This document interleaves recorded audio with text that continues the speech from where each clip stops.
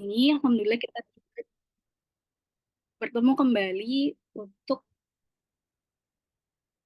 melaksanakan pesusunan manuskrip di seri ke-6 pada sore hari ini yang bertemakan entitas perempuan Betawi pada abad ke-19 dalam manuskrip Perisan Bagus yang akan disampaikan atau dipaparkan oleh Mbak Dania Enbo. Oke, baik. Sebelumnya, saya akan memperkenalkan diri. Nama saya Andika Tiara, yang akan memandu jalannya webinar pada sore hari ini. Dan sebelum webinar ini berlangsung, saya akan memaparkan sedikit uh, biodata singkat dari narasumber pada sore hari ini. Baik, narasumber pada sore hari ini kita adalah Mbak Dania M. Hum. Beliau adalah mahasiswi program sarjana Universitas Pajajaran dan melanjutkan studi S2-nya kembali di program pasca sarjana Universitas Pajajaran mengambil sastra konsentrasi filologi, dan beliau ini juga sudah banyak artikel jurnalnya yang dipublikasi, salah satunya Tradisi Rahatan pada Masyarakat Keturunan Arab Kempang Bogor. Kemudian sampai di 2024 beliau menulis naskah Perhiasan Bagus karya Usman bin Yahya koleksi British Library, Kajian Filologi dan Fungsi Sosial Teks. Dan ini adalah tesis beliau. Kemudian Mbak Denia pengalamannya juga pernah menjadi asisten dosen di Universitas Pajajaran pada 2021 sampai 2022. Dan Mbak Denia juga pernah menjadi pemakalah di Simposium Internasional Penaskahan Nusantara dengan tema penguatan keindonesiaan melalui kajian naskah Nusantara. Jadi beliau ini sudah ngelontok di bidang filologi ya. Oke, sebelum dimulai, mohon teman-teman untuk membisukan suaranya ya, maksudnya biar suaranya tidak bocor. Jadi silakan di-mute dulu. Ya, terima kasih atas kerjasamanya. Baik, dengan segala hormat, saya persilahkan kepada Mbak Dania untuk memaparkan materi yang pada sore hari ini. Monggo Mbak Dania. Baik, sebenarnya terima kasih Mbak Tiara. Saya izin share screen dulu ya.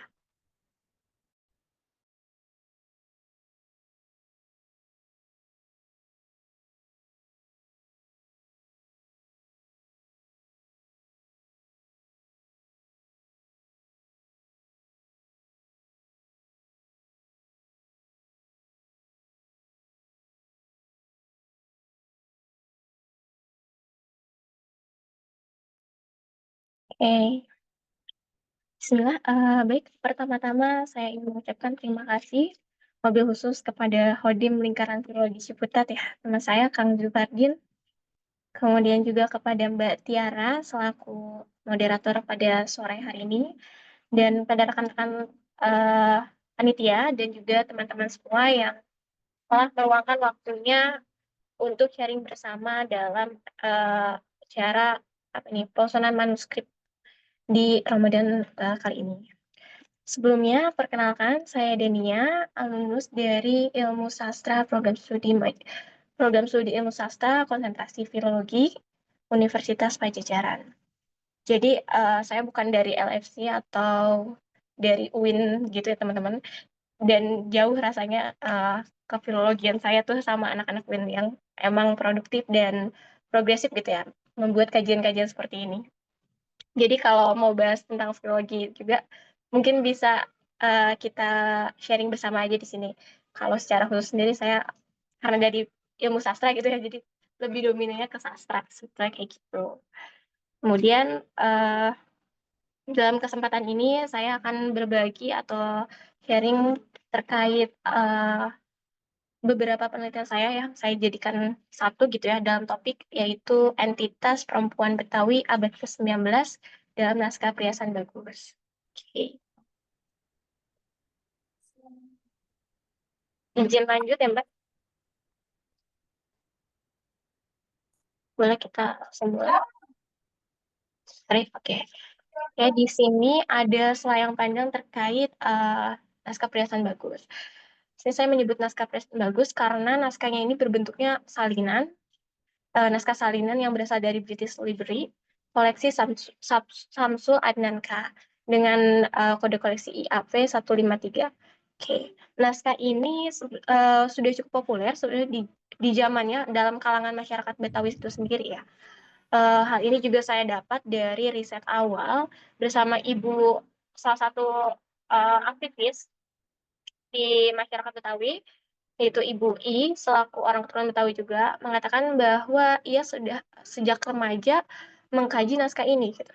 Di kajian-kajian forum non formal ya atau madrasah gitu ya gitu. Dan naskah Priasan Bagus ini berisi mengenai pedoman-pedoman perempuan yang secara khusus juga disebutkan di dalam naskahnya tertulis ya, teman-teman bisa lihat di sebelah kanan naskah itu pengarangnya sendiri sudah mengkhususkan bahwa naskah Priasan Bagus ini bagi anak-anak perempuan. Nah, mungkin ini yang saya highlight.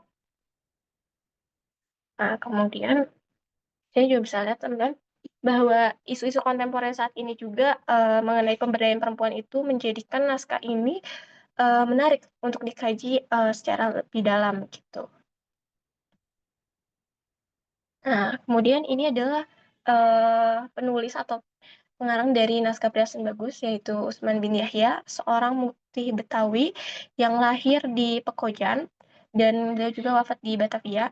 Jadi beliau ini mufti Betawi pada abad ke-19-an ya teman-teman. Abad 19 yang waktu itu juga bertaut dengan otoritas Belanda waktu itu. Kemudian beliau mengenyam pendidikannya itu dari Indonesia bersama kakeknya, kemudian pindah ke beberapa negara dan terakhir kembali lagi ke Indonesia. Gitu. Nah, ini adalah naskah Priasan Bagus. Saya ambil di bagian belakangnya ya. Naskah ini naskah salinan yang ditulis sekitar tahun 1337 dengan huruf Arab Jawi berbahasa Arab dan Melayu. Jadi ada beberapa bahasa Arabnya yaitu berupa kutipan-kutipan Al-Quran atau hadis, dan bahasa Melayunya itu berupa narasinya. Terdiri dari 38 halaman yang dicetak di kantor cetakan Said Usman bin Yahya, Tanah Abang, Gangkarat. Ini tertulis ya di manuskripnya itu. Berisi mengenai hal-hal tentang perempuan di dalam itu, terkait peran-peran perempuan, kemudian bagaimana perempuan harus berperan, dan lain sebagainya. Dia bentuknya itu berupa bab-bab gitu. Nah, ini juga salah satu hasil penelitian saya terkait bagaimana fungsi sosial naskah Priasan Bagus di masyarakat itu sendiri. Oke. Nah, saya menggunakan fungsi sosial teks menurut teori Bergency yang terbagi menjadi 3 gitu ya.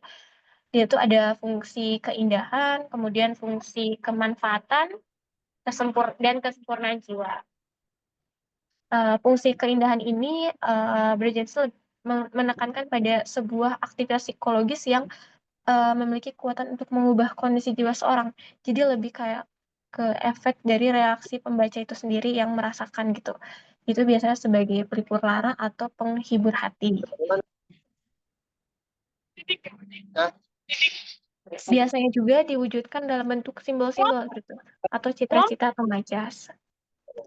Kemudian dalam fungsi keindahan ini bisa kita lihat dari judul naskah Priasan Bagus sendiri sering sekali dimaknai sebagai secara eksplisit gitu ya, bahwa naskah Priasan Bagus adalah naskah yang berhubungan atau bertaut dengan sebuah perhiasan gitu, atau berupa emas, perak, atau aksesoris lainnya, yang padahal penulis menggambarkan perempuan perhiasan bagus itu adalah perempuan yang bagaikan sebuah perhiasan yang bernilai gitu ya.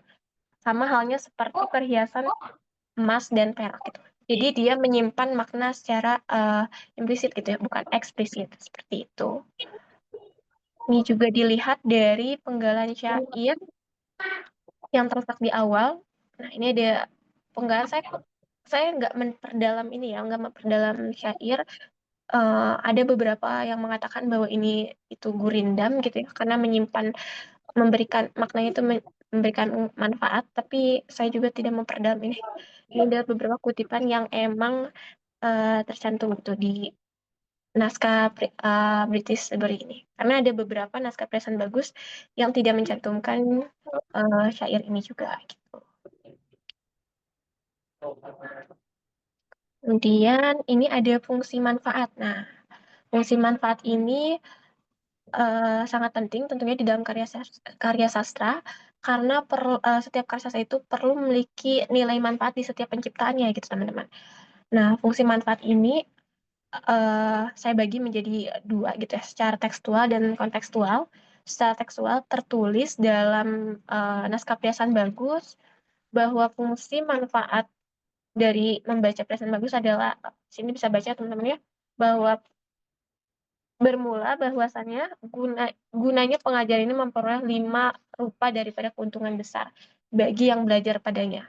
Maka orang yang mendapat 5 keuntungan besar itu, maka ialah manusia yang paling baik dan paling bagus dan paling mujur dari dunia sampai akhirat.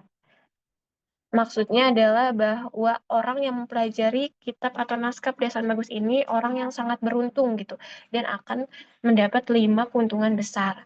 Seperti itu secara tekstual yang tertulis di halaman 2 atau di bagian mukodimah naskah. Kemudian saya lanjut ya ke secara kontekstual budaya bahwa naskah ini masih dijadikan sebagai pedoman pengajaran di pengajian ibu-ibu, khususnya di pengajian Ibu I. Ibu ini sudah mengkaji naskah Piasan Bagus itu sejak remaja di madrasahnya di daerah Grogol, Jakarta. Kemudian ia mendirikan majelis taklim dan membuat jadwal atau kajian khusus terkait naskah Piasan Bagus ini.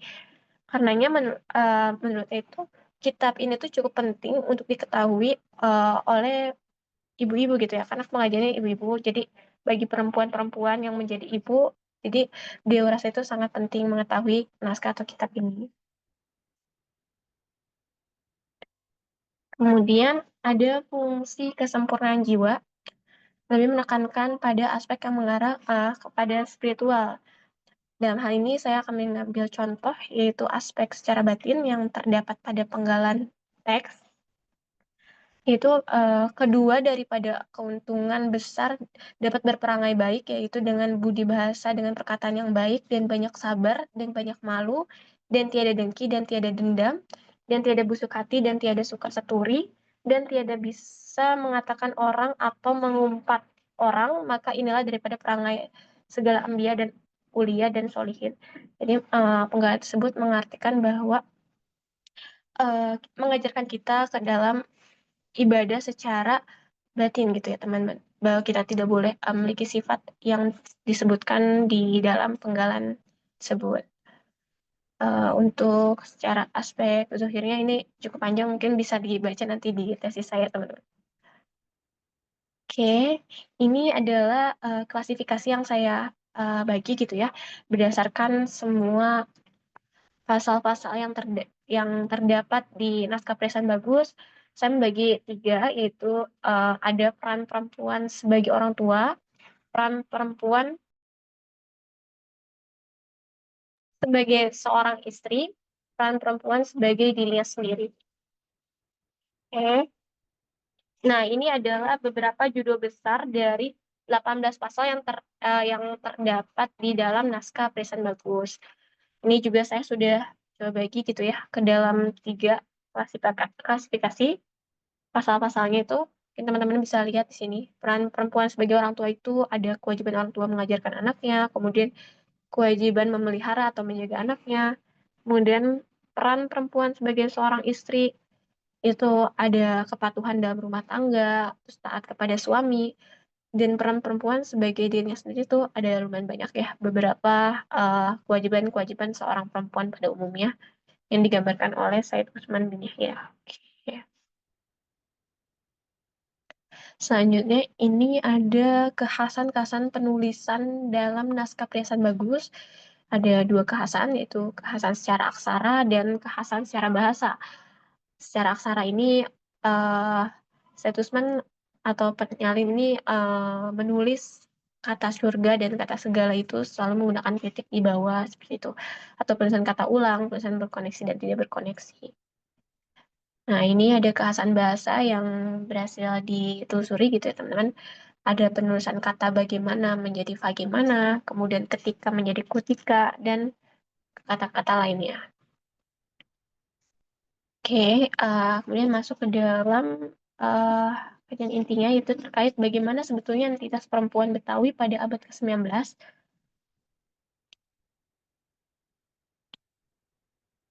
Nah, yang pertama, sebenarnya dalam penelitian saya juga ada ada berbagai bentuk atau lebih lebih dari yang saya tampilkan ini pastinya ya bentuk identitas perempuan Betawi. Saya akan menampilkan beberapa. Yang pertama itu naskah Perhiasan Bagus menggambarkan perempuan Betawi yang senantiasa berzikir. Mari kita lihat dalam penggalan pasal yang ke-8 di halaman 18. Di sini ada kalimat ya, sebaik-baiknya perempuan jangan lalai daripada mengucap zikir pada Allah Ta'ala dengan sebolehnya sekalipun di waktu haid. Oke. Dalam pengalaman tersebut sebenarnya penulis berbicara bahwa seorang perempuan itu tidak boleh lalai dalam berzikir. Nah, istilah zikir itu sendiri juga dikenal dalam bahasa Arab atau yang tercatat dalam Al-Quran gitu ya, sebagai pedoman umat Islam sendiri bahwa makna tersebut adalah dari Zakaria itu ingat gitu ya teman-teman. Dan dalam konteks ini Al-Quran juga sudah memerintahkan kita umatnya untuk selalu melakukan atau selalu berzikir, selalu mengingat Allah dalam hal apapun gitu. Ini ada salah satu kutipan Al-Quran yang kebetulan juga dikutip oleh Said Usman dalam naskahnya bahwa ada surat Al-Baqarah ayat 152 yaitu Fazkuruni azkurkum washkuruli wala takfur. Nah, di sini jadi ada keterkaitan antara setiap narasi Said Usman yang dipertegas oleh beberapa ayat Al-Quran ataupun hadis gitu. Kemudian naskah Perhiasan Bagus juga menggambarkan perempuan Betawi yang taat kepada suaminya.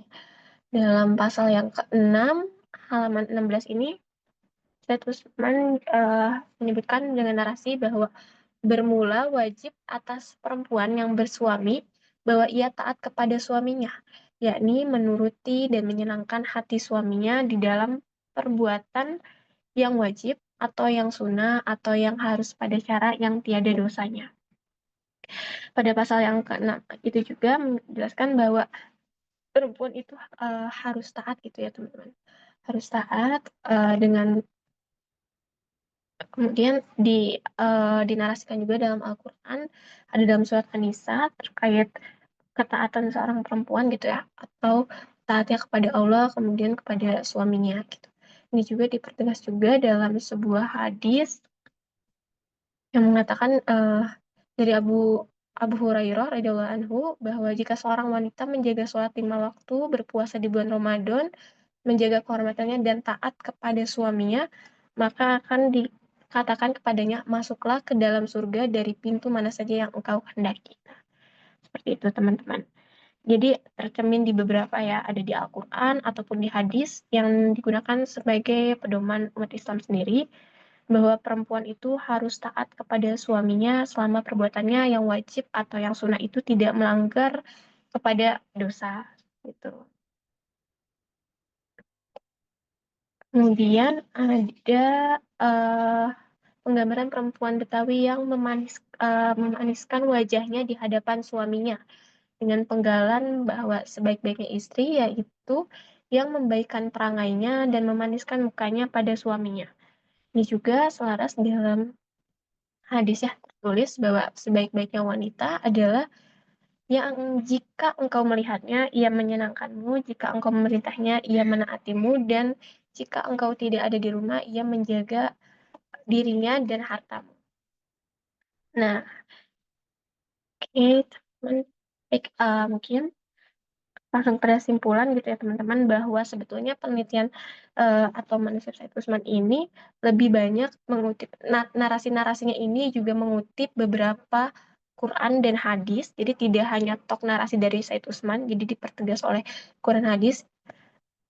sebagai pedoman atau mungkin untuk memperkuat narasi Ustadz Said Usman sendiri gitu. Jadi beliau setiap sudah menulis narasi kadang mencantumkan hadis atau Al-Quran, surat ayat Al-Quran yang dirasa masih relevan dengan narasinya sendiri.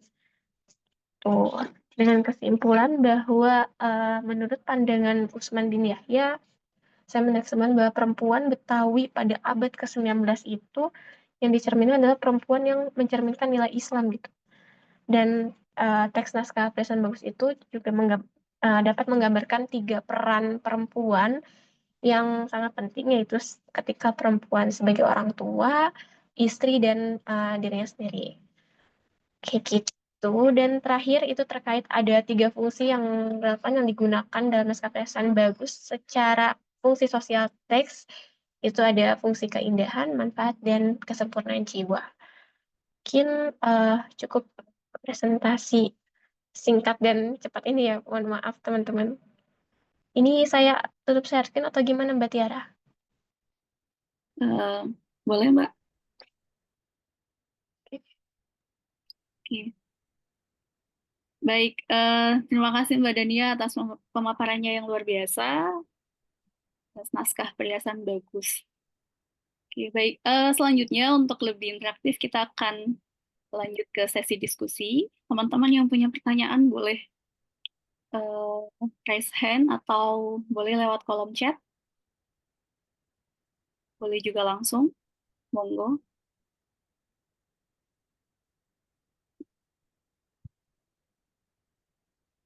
Monggo teman-teman.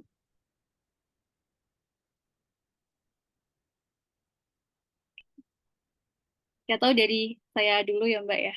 Saya penasaran. Oh iya, boleh boleh Mbak, boleh. Iya, Aduh, Mbak. Ya, kebetulan saya juga saat ini meneliti tentang naskah perempuan juga, karya salah satu ulama Hadrami, dan ditulisnya di era abad 19 juga. Saya ingin tanya nih Mbak, terkait dengan naskah perhiasan bagus ini, adakah pengaruh-pengaruh kolonialisme di abad ke-19 sendiri ya? Apalagi kan Sayyid Utsman bin Yahya ini juga punya interaksi baik dengan Belanda. Apakah ada pengaruh-pengaruh kolonialisme sendiri atau memang naskah ini berdiri sendiri? Maksudnya ditulis beliau atas dasar sendiri gitu. Terima kasih. baik. Terima kasih ya Mbak Tiara. Ini pertanyaan yang sebetulnya sangat sering ditanyakan kepada saya dan pembimbing saya juga sendiri gitu ya, atau penguji gitu, karena mereka juga cukup penasaran terkait naskah ini sendiri.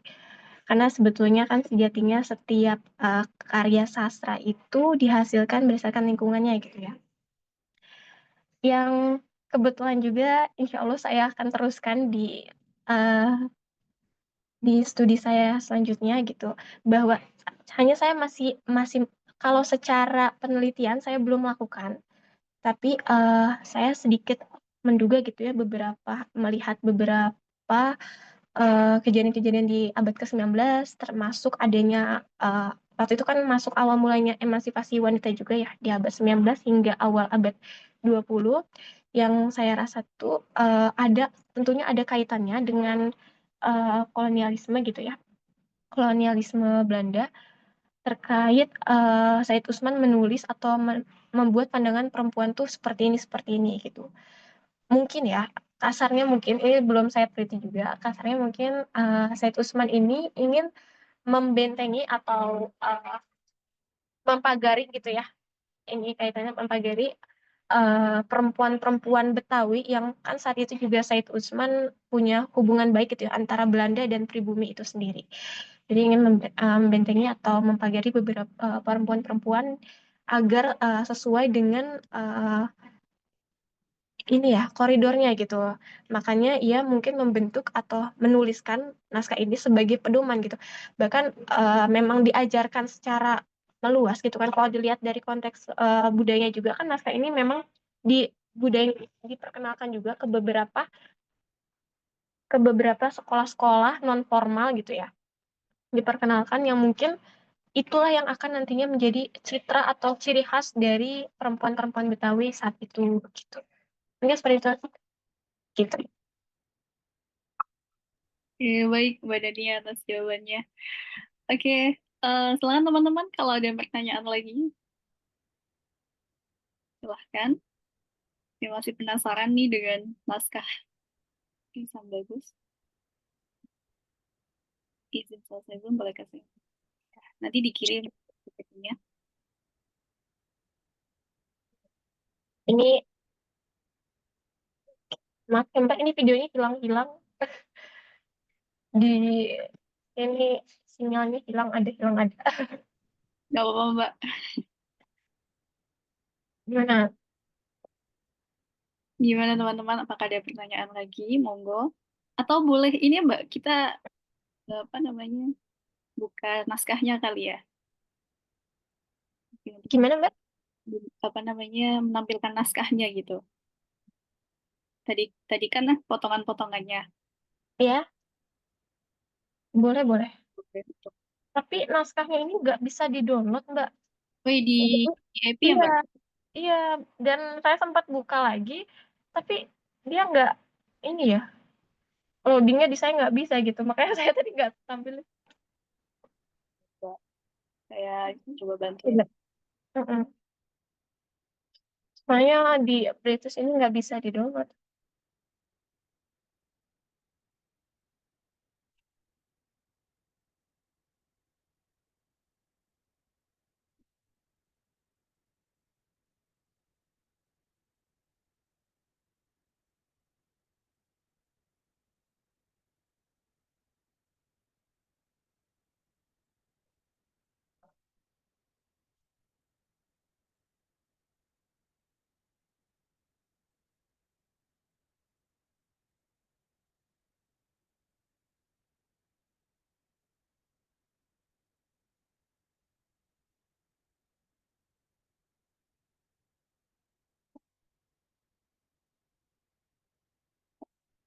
Jadi kayaknya saya ini ya, cepetan ya.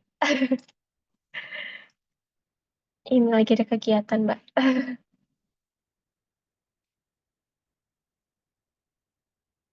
Bisa, Mbak? Atau saya kirim link ya, bentar. Boleh, boleh Mbak. Ini saya lagi masih motor. Masih lagi.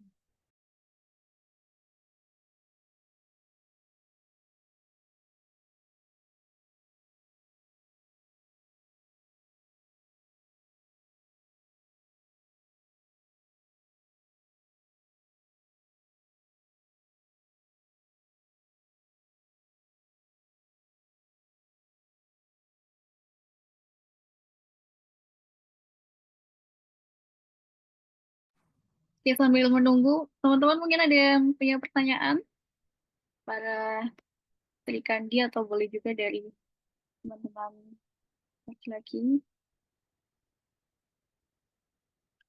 Monggo. Permisi Mbak, izin bertanya Mbak. Punten. Iya, monggo Mas Abror.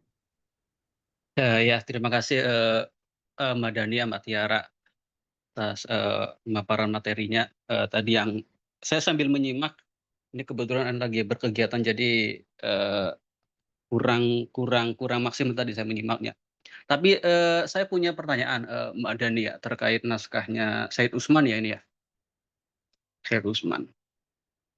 Ini kan menyambung dengan risetnya Mas Iqbal sebelumnya. Ini kan naskah-naskah Hadromi ini kan memang punya karakter yang khas ya. Katanya kan meneruskan paradigma Haddadiyahnya Alawi Al-Haddad. Dan tentu barangkali paradigma Haddadiyah itu yang kemudian dimunculkan dalam narasi Islam formalis atau fikih oriented gitu kan. Itu juga mempengaruhi narasi mereka terhadap wanita, terhadap isu-isu perempuan. Yang ingin saya tanyakan bagaimana pengaruh paradigma itu atau prinsip keagamaan Haddadiyah ini dalam menarasikan perempuan dalam naskah yang disampaikan Mbak Dania tadi. Terima kasih. Oke, baik. Eh, Terima kasih atas pertanyaannya. Mbak Denia, saya ulang lagi pertanyaan tadi, bagaimana pengaruh Hadadiyah dalam menarasikan naskah yang ditulis oleh Said Usman bin Yahya. Monggo. Monggo Mbak Dania.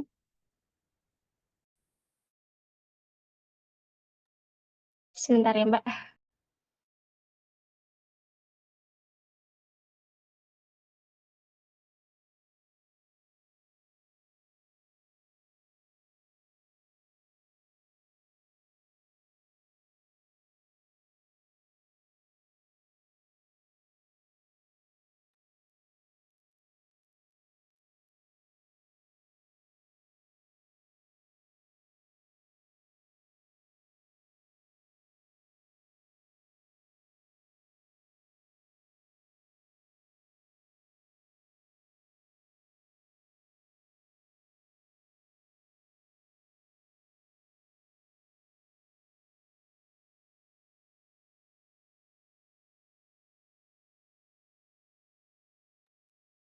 Bentar ya, Mas Abro.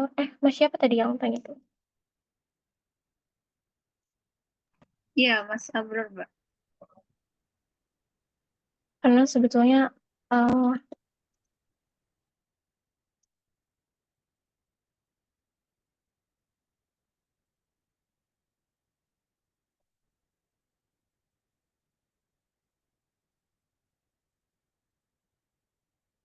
tadi saya udah kirim link belum, Mbak? Belum, belum, Mbak.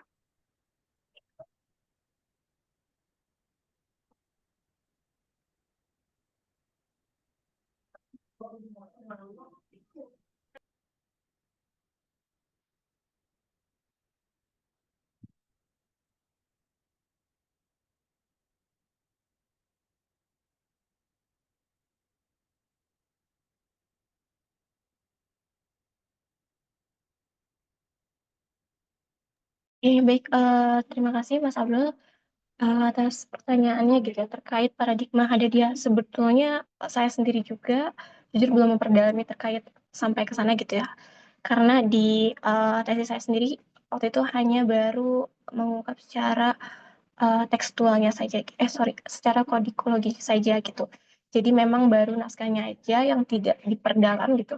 Dan kebetulan di standar tesis di Universitas Pajajaran itu sendiri terkait filologi itu hanya baru diperbolehkan jika baru narasi, edisi, transliterasi dan lainnya gitu. Tidak lebih dalam terkait itu. Kemudian untuk paradigma atau HDD ini sendiri sebetulnya saya baru mau memulai gitu ya, lebih yang mengarah kepada eh apa ya, sorry, yang tadi Mbak Tiara juga tanya gitu ya, terkait isu-isu kontemporer yang dibahas oleh Saitusman sendiri gitu, yang kaitannya nanti ada otoritas ke Belanda gitu. Jadi mungkin nanti yang saya Mas obrol ini mungkin bisa kita didiskusi di lain gitu ya, terkait ada dia ini. Soalnya saya juga baru dengar gitu. Seperti itu. Oke, baik, terima kasih. Mudah-mudahan terjawab ya, Mas Abror. Oke, saya belum nerima linknya nih, Mbak. Saya cari di Oh itu belum ketemu ya. iya, sebentar. Saya juga sempat nyari bentar.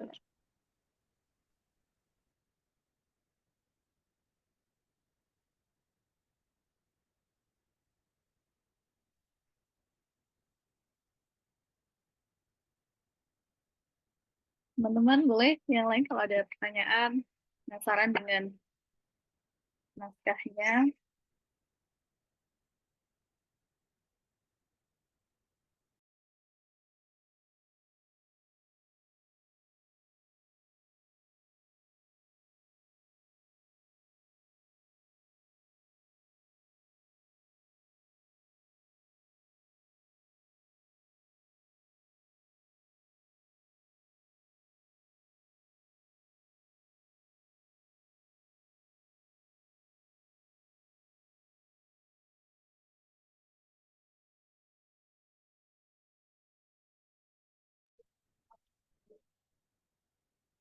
Ada Mbak?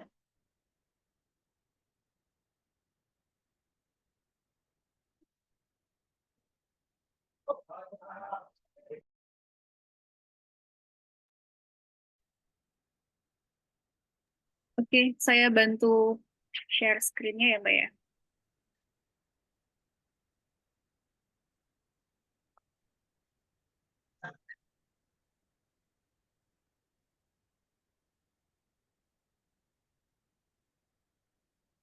Apakah sudah terlihat?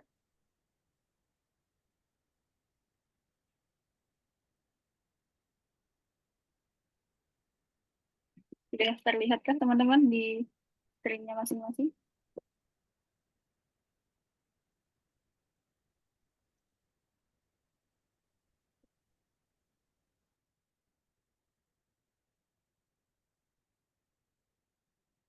Oke, sudah. Ya, ini Mbak, sudah saya tampilkan. Ya, baik. Ini teman-teman adalah bentuk manuskrip salinan yang berada di British Library. Sebenarnya teman-teman juga, jadi karena mungkin kitab ini cukup penting dan populer gitu ya, sudah banyak sebetulnya dicetak gitu Mbak. Jadi naskah ini sudah banyak cetakannya. Satunya itu ada cetakan yang berbahasa Sunda dan bahasa Melayu sendiri dari Idrus gitu ya. Itu ada beberapa cetakan yang mungkin teman-teman juga bisa akses sebetulnya, tidak perlu melalui ini.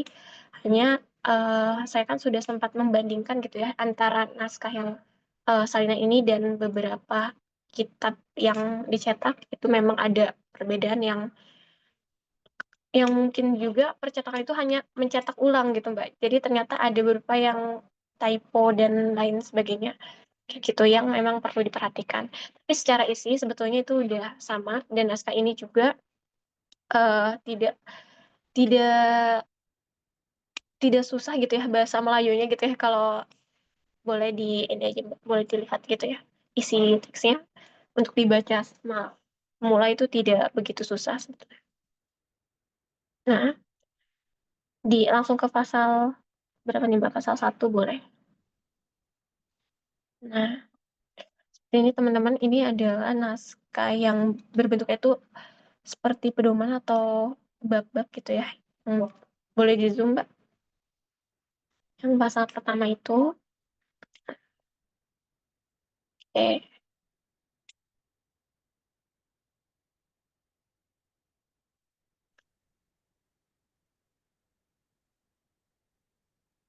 nah pada pasal pertama ini saya Usman menggambarkan tentang akhlak, akhlak seorang kepada orang tua gitu ya. Dia menekankan hak seorang anak kepada orang tua dengan menarasikan di awal awal awal naskah setelah mukadimah. Itu bisa kita baca bersama ya. Pertama itu menyatakan kewajiban syara atas ma bapak bahwa mengajarkan anaknya dengan pengajaran yang baik gitu. Jadi bahwa orang tua itu harus mengajarkan anaknya dengan pengajaran yang baik. Jadi untuk awam pun saya rasa ini sudah cukup jelas gitu ya Mbak, untuk aksara-aksara Melayu Jawi sudah cukup dimengerti gitu. Memang ada beberapa kata yang lampau gitu ya. Yang sempat saya temukan itu satu kata lampau di sana, ada kata penggunaan kata pangkeng. Ada satu dia ada penggunaan kata pangkeng. Saya lupa di pasal berapa, yang itu mungkin agak sedikit tua gitu, ternilai tua kata tersebut gitu, yang saya dapat juga dari beberapa wawancara dan kamus, yang berarti itu adalah kayak teras yang digunakan untuk sholat gitu Mbak, ruangan atau teras yang digunakan untuk sholat gitu. Nah, di situ naskah itu masih mencantumkan kata-kata lampau tersebut. Seperti itu.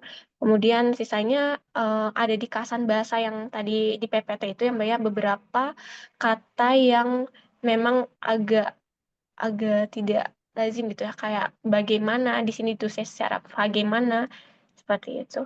Tapi secara umum saya rasa orang awam yang tidak jago bahasa Jawi pun sebetulnya bisa membaca naskah ini. Itu. Dari teman-teman mau coba baca, boleh. Mbak Dadinya izin tanya lagi. Ini, oh iya, gimana Mas? Ya, Iya. Mama. Di penelitian ini sebetulnya yang di ini kan filologi ya. Iya, Berarti filologi. nyunting juga ya, nyunting naskah juga ya? Menyunting naskah. Nah, ini yang sebetulnya ingin saya tanyakan ya, barangkali pertanyaan, termasuk inti kali ya dalam filologi. Ini kan sebetulnya naskah ini kan bukan, apa ya, bukan salinan tulis tangan, ini akan litograf ya kalau saya perhatikan. Kadang kan Said Iya, Usman itu kan memang punya akses litograf saat itu, dan naskah-naskah beliau itu kan hampir semuanya litograf yang tersebar sampai ke tangan kita hari ini. betul. Ini pertanyaan pertama, kok bisa ya naskah litograf, boleh ditahqiq di apa, di mana sih ini? Di kamus mana, Di Mbak? British. Iya, soalnya, dulu saya pernah kan waktu sama Prof. Oman, saya juga pernah Mhm, mengajukan salah satu naskahnya Said Usman dan iya, itu litograf saat itu.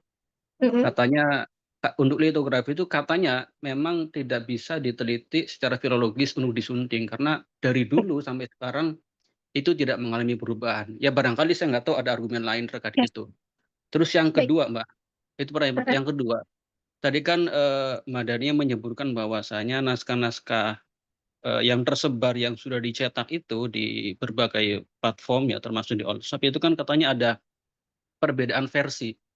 Ini saya jadi Iya, bertanya, naskah litograf Said Usman itu kan ibaratnya kan kita asumsikan cuma ada satu naskah yang kemudian dicetak pakai litograf, disebarkan otomatis kan, kayaknya hampir mustahil terjadi variasi gitu kan, karena ya naskahnya itu saja betul. sumbernya yang dari litograf. Itu bagaimana bisa menjawab itu, Mbak? Terima kasih. Baik, izin jawab ya. Pas, sependek pengetahuan saya gitu ya, dari salah satu guru saya juga kebetulan dosen di Universitas Pajajaran gitu ya, bahwa naskah salinan itu sendiri pun atau naskah litograf itu sendiri, masih bisa diteliti gitu. Mmm, Bahwa, karena setiap naskah salinan itu kan mungkin ada perubahan-perubahan yang mana setiap perubahan itu juga bisa, memberikan makna atau konteks yang berbeda gitu. Karena kan walaupun dalam sumber yang sama, banyak juga penyalin-penyalin yang, salinannya berbeda gitu, atau litograf ini. Kemudian yang kebetulan juga, saya sudah naskah ini sebenarnya naskah jamak gitu ya, Mas Abro. Jadi saya udah coba mengklasifikasi beberapa litograf dari naskah Presan Bagus, salah satunya itu saya juga menemukan di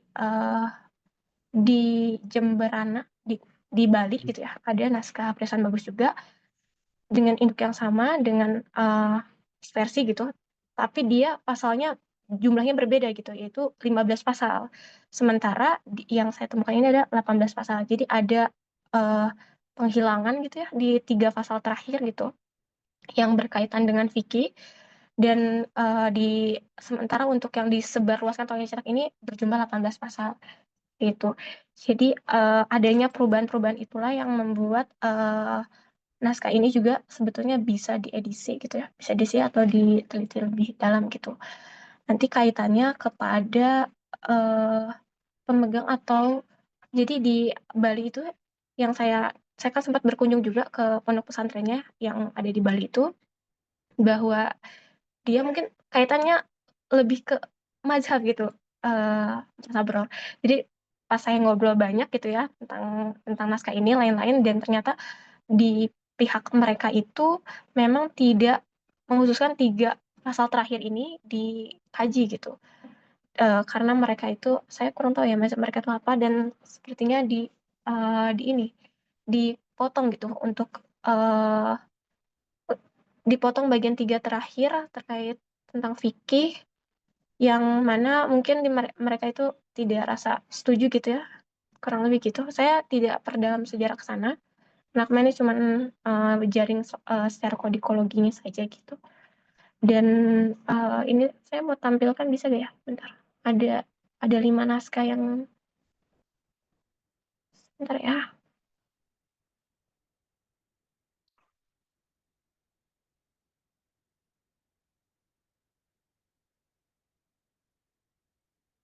sambil menunggu nggak apa-apa ya Mas Abror? iya monggo, Mbak. Iya, saya juga nemu naskah versi ini cuma di beda sumber ya. Itu satu Iya, bundle, ada beberapa naskah Said Usman kalau nggak salah 7 mhm, atau 5 gitu, mhm. beberapa naskah Said Usman. Ya sama versi apa namanya, litograf gini ya, hasil litograf. Iya iya. Ini soalnya di beda file. Ya, terima kasih Mbak Dani ya, atas responnya.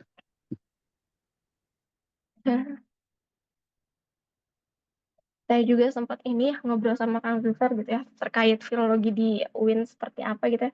Saya juga sempat kayak, wow cukup ini juga ya, karena memang kaitannya nanti harus ke istilah manuskrip itu sendiri gitu ya, penulisan tangan. Makanya saya menggunakan istilah naskah, tidak manuskrip gitu, Sabror. Nah, oke, nah ini ada sekitar 5. Nah, ini naskah yang ini. Nah, ini yang saya maksud Mas, yang dari Bali itu. Dia hanya berjumlah 15 pasal. Gitu.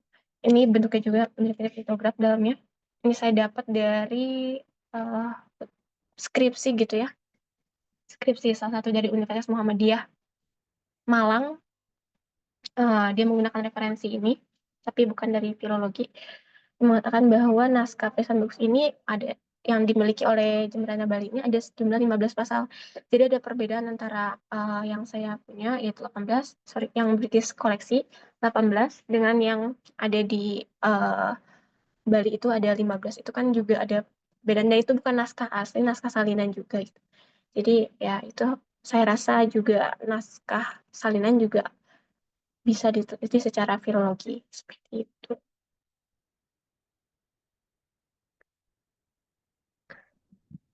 Oke, baik. Terima kasih Mbak Dani atas jawabannya yang luar biasa tadi. Semoga terjawab ya Mas Abro. Eh, ada wawasan baru juga terkait dengan litograf dan tadi persebaran naskah tulisan bagus di berbagai tempat juga. Oke, baik teman-teman, karena waktu kita terbatas, jadi tibalah kita di pemungkas acara. Badannya saya persilakan untuk apabila ada closing statement atau kesimpulan dari diskusi pada sore hari ini. Silahkan.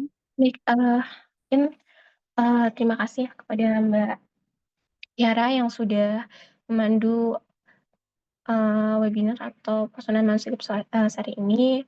Saya sebenarnya nggak ada punya statement apa-apa gitu ya, karena saya juga buru-buru sebetulnya. Mohon maaf juga teman-teman, sharing kali ini agak sedikit buru-buru karena ada kegiatan ini sambil dan terbatas waktu gitu ya. Mungkin juga buat teman-teman atau Mas Abrol atau yang lainnya juga bisa kita sharing lagi di by WhatsApp gitu ya. Saya juga ada di grup dan sangat terbuka gitu ya. Beberapa mungkin Mas Abrol ini juga dari UIN ya Mas ya? Betul? Iya, Dari betul. UIN. Betul, Oh, ya, saya harus. dari UIN. Betul. Sama Boleh Tiara Mas. dari UIN sama kita. Iya, boleh Mas kita nanti sharing. Kebetulan saya juga ambil di UIN bareng Prof. Oman gitu. Kemarin tuh sempat Oh ngobrol iya, iya. sama Mas Jufar, terus ternyata ada perbedaan-perbedaan gitu ya antara di UIN, di Unpad sendiri gitu ya. Standar-standar sendiri gitu ya. Yang saya simpulkan gitu bahwa ternyata di UIN itu lebih lebih filologi tradisional banget gitu ya. Jadi kayak bener-bener harus manuskrip tulisan dan lain-lain gitu. Nah, jadi nanti saya bakal banyak belajar juga tentunya gitu dari teman-teman filologi Ciputat juga terkait manuskrip yang uh, sorry, halo, oke, terkait manuskrip manuskrip yang benar-benar klasik gitu ya teman-teman. Karena saya sendiri di Unpad tuh tidak dikhususkan secara khusus gitu dan masih diperbolehkan baru sebatas edisi juga gitu. Edisi, terjemah, transliterasi itu masih diperbolehkan digunakan. Jadi belum nyampe tekstologi juga tidak masalah. Itu standar S2 di kampus kami gitu. Adapun nanti setelah S3 baru ada tekstologi dan lain-lain. Ternyata saya sempat dapat info juga dari Mas Jofar itu lebih dari itu gitu ya di UIN. Jadi mungkin nanti kita bisa sharing lain. Ini juga ini tembakan gitu ya ke sini juga kebetulan juga saya juga udah sempat bilang ke Kang Zuber bahwa saya nggak sejago itu filologinya sebetulnya. Makanya jadi mungkin nanti bisa sharing ya Mas Abrol, Mbak Tiara gitu dan lainnya gitu. Mungkin itu saja. Saya dibalikan ke Mbak Tiara. Baik, terima kasih banyak Mbak Dania atas pemaparannya dan waktunya sudah meluangkan waktunya dan wawasannya kepada kita semua pada webinar pesanan manuskrip seri ke-6 dan sore hari ini. Baik, sebelum kita tutup, Teman-teman mohon untuk on cam karena kita akan melangsungkan sesi foto bersama. Silakan untuk on cam.